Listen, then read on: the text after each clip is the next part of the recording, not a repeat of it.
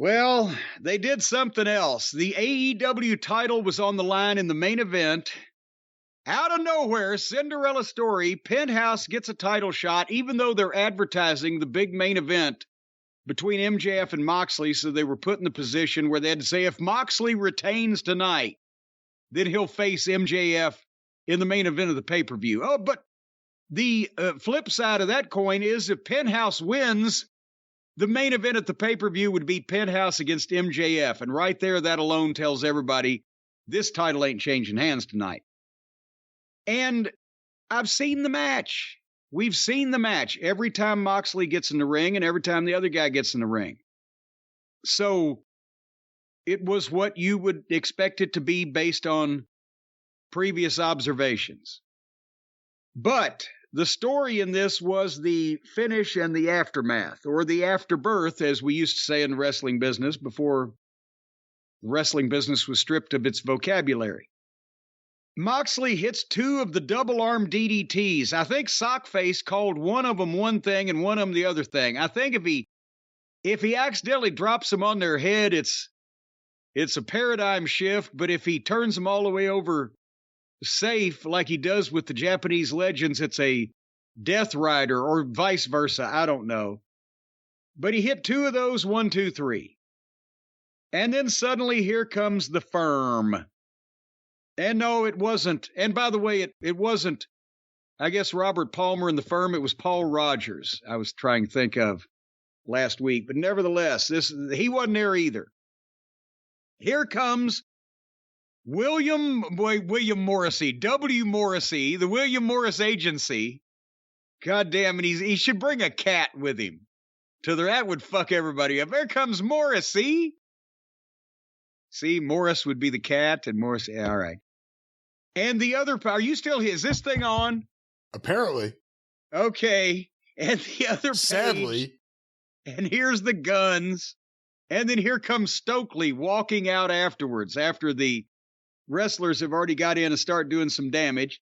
And they get heat on Moxley. And remember, MJF said no. And finally, security runs down, but the security gets beat up and then disappears. Apparently, they were all given the ancient Oriental Gung Fu Bruce Lee palm of death, and when they went down, they died and could never get back up again. But at least they tried again with security.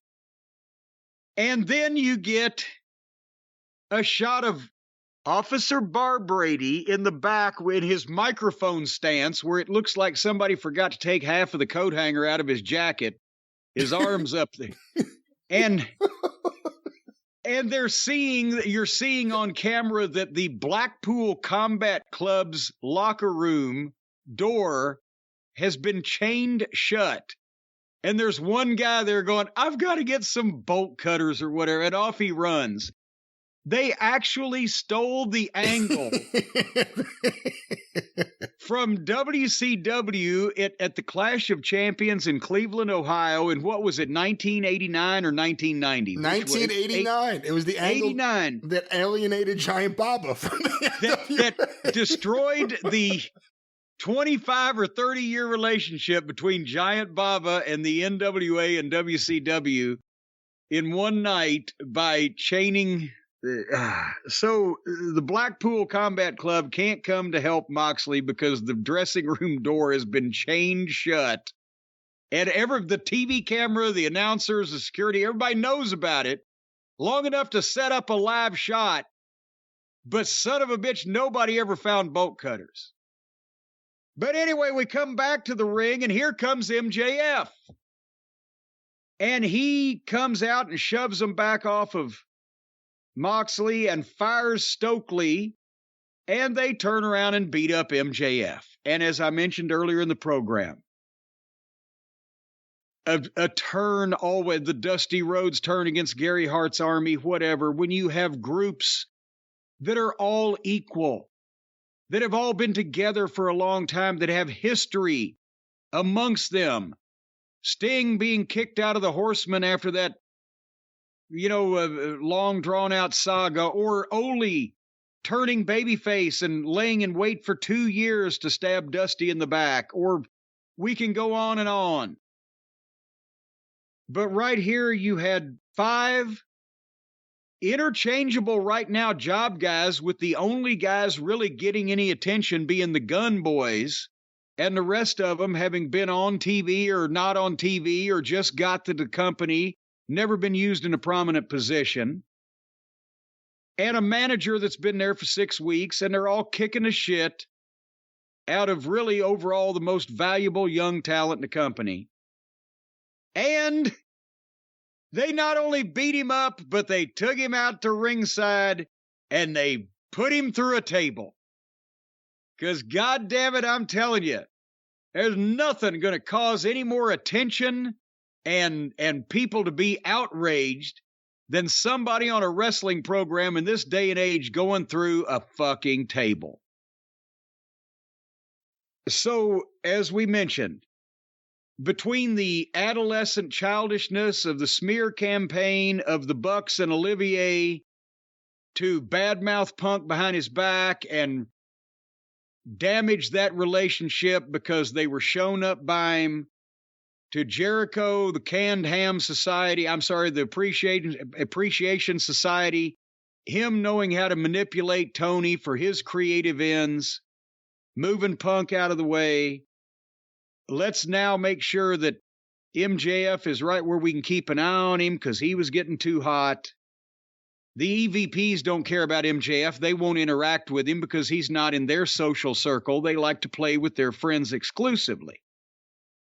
But, you know, I have faith and confidence in MJF either doing the absolute best that anybody could with material he's given, or if he comes up with his own shit, it always making sense and it always working to his best advantage because he has a sense about that. But he's now entering into situations where he's still not the boss, and Tony Khan thinks he's a booker, and he's got other people he's going to be working with, and anything that's out of his control or away from his wheelhouse, there's still going to be things that are going to be contributing negatively to his overall presentation that he won't be able to control if he's put in the position I think he's about to be put in.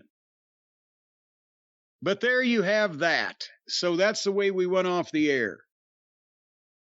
MJF through laying in the middle of broken furniture, flat of his back on the floor, and the Cucamonga Kids and Harpo are back apparently in somewhat control of the situation. Your thoughts on that last one, my boy? Well, I'm not a big fan of the Moxley matches, so I'm not even going to grade it for that. He's very over with their fans. I mean, they're blasting Wild Thing, but I think when they're not blasting it, maybe there's fans. He's over for the kind of people that like that kind of thing. Yeah. That's the kind of thing those people like. You know, then I say, okay, I'm going to give it a chance, and I start watching it. I'm like, oh no, he's terrible. He's the worst fucking wrestler. But the angle's really the big deal here, and the angle's really the problem. I hate to say this, but I was thinking about it. It feels like this is the first stuff with MJF that isn't really clicking since the Jericho feud. We had a whole year. Yeah. We had a little bit, I guess a little bit more than a year of MJF doing other things, not just Punk. He did Darby Allin, tried to do something with Pillman Jr., but I'm going to guess that wasn't MJF's fault that it didn't work out well. Yeah.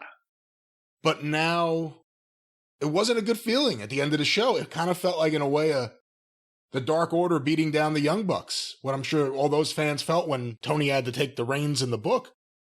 I don't know about this. And I don't, for anyone arguing about MJF being a babyface, did you like seeing him as a babyface selling? No.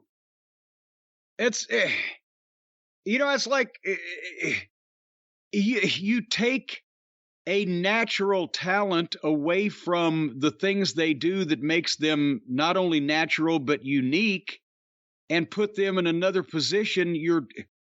And believe me, I went through it with, and neither me nor the Midnight Express was in the same position MJF is now, obviously, but we tried to be baby faces, and it only worked with the original Midnight and Heyman because there was there was a protagonist and an antagonist for each one of us and prior history amongst the whole group. But once that we finished with that program too early, unfortunately, and had to do anything else as baby faces, it didn't work.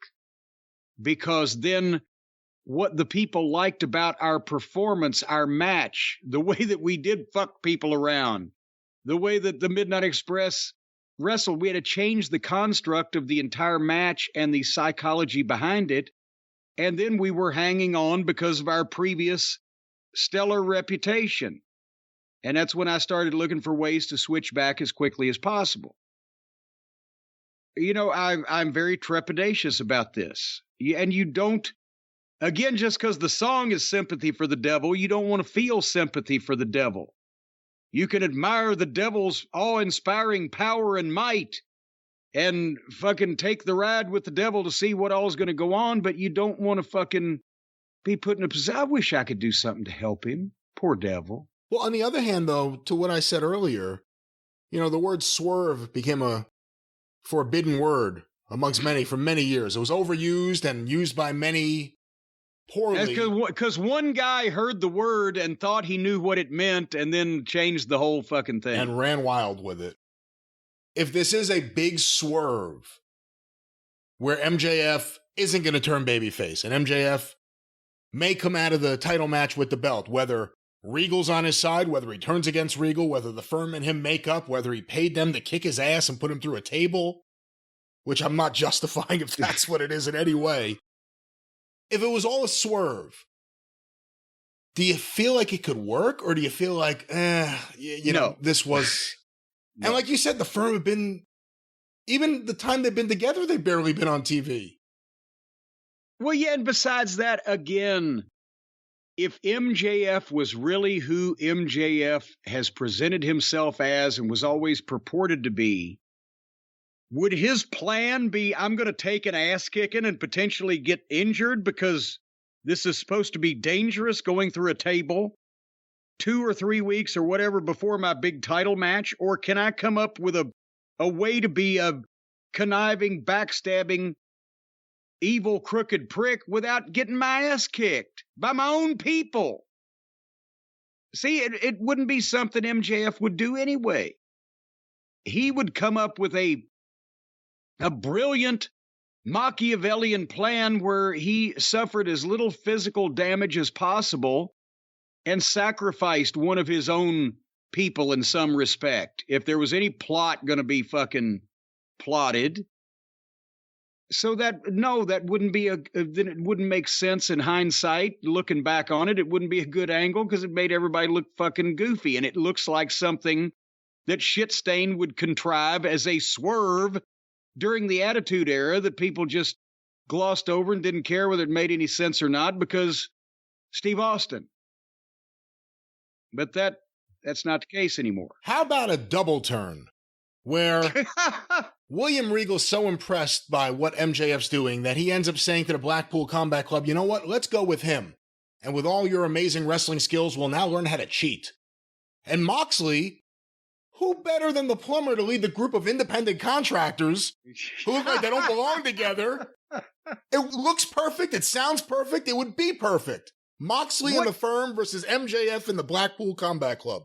What you had earlier was actually brilliant. If MJF did somehow just a raw fuck to Moxley on pay-per-view and fucked him out of the title in the most cheating way possible, and then Regal came out and fucking embraced him because that's what he was trying to make MJF do all along, push him to that next level of treachery because he's always admired him and blah, blah, blah. And then you've got Regal and fucking MJF. If you want to do something out of all the potential scenarios we've talked about and what is apparently unfolding in front of us, that one sounds like it'd be the most fun. But he could just not have panicked and fucked with something real quick on the spur of the moment like he does every time something happens and take a few weeks, sit down and assess the situation.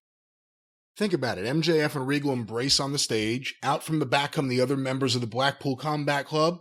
Danielson and MJF shake hands. Claudio and him hug. Wheeler Yuta, before he gets a chance, MJF just pushes him off the stage. Into a vat of boiling oil below. Well, I didn't say that. Now you've taken it too far. You've taken it way too far. Well, we got a budget now. Let's really do this thing right.